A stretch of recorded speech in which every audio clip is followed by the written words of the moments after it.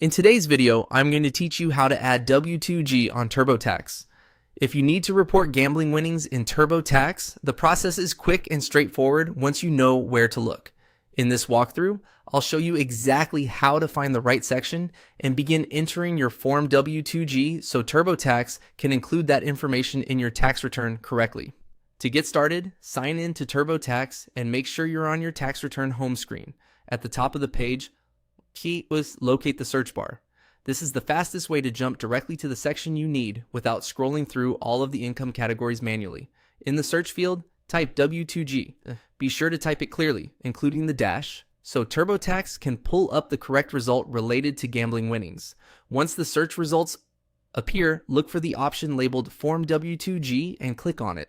This will take you to the part of TurboTax where gambling winnings are entered.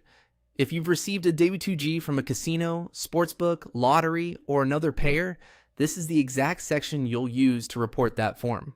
Selecting the correct form matters because it helps TurboTax place the income in the right part of your return and can also account for any federal or state tax withholding shown on the form.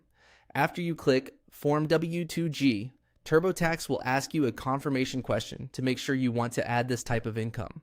When that prompt appears, click Yes.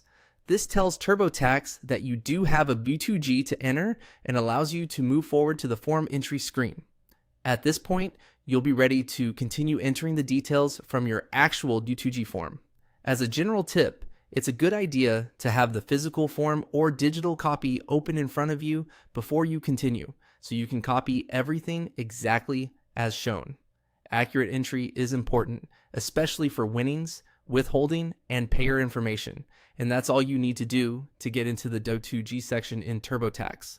The key steps are to use the search bar, select Form W2G from the results, and confirm by clicking Yes.